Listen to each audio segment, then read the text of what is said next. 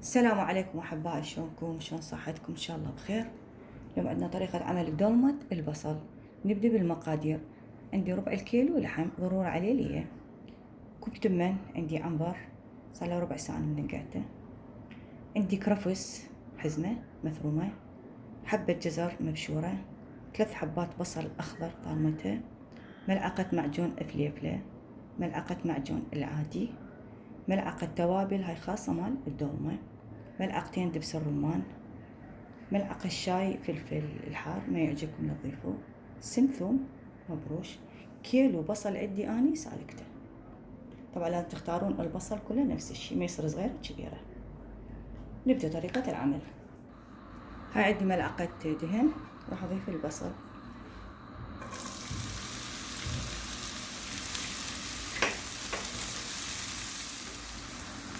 راح اضيف اللحم،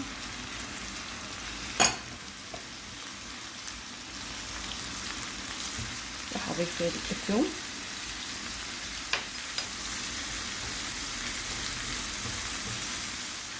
راح اضيف المعجون،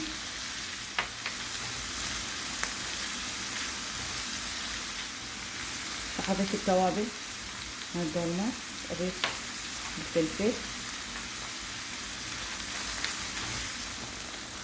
اضيف حبة الجزر،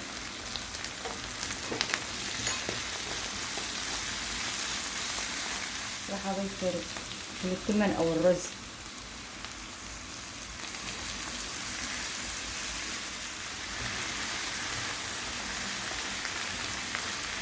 اضيف ملعقتين دبس الرمان.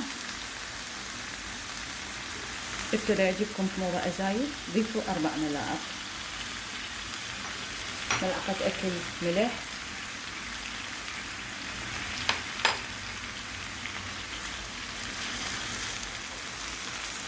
نضيف الكرفس، جزء أساسية عندنا،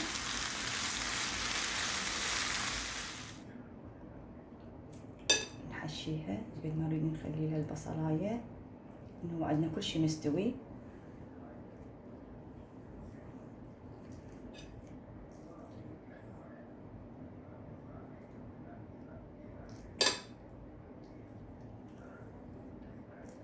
طبعا ما لكم ريحة الحشوة كلش طيبة، طبعا هاي الحشوة كلش طيبة، اتمنى انتم تسووها وتكتبوا لي وتشوفون شنو طعمها ونكهتها.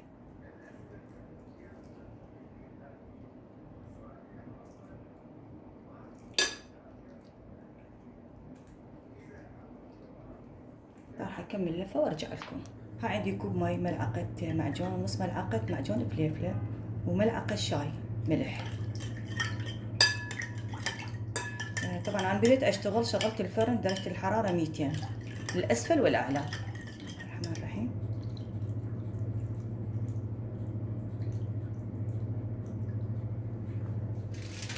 ها عندي ورقة زبدة طبعا ضروري يعني المبللة اضيفها،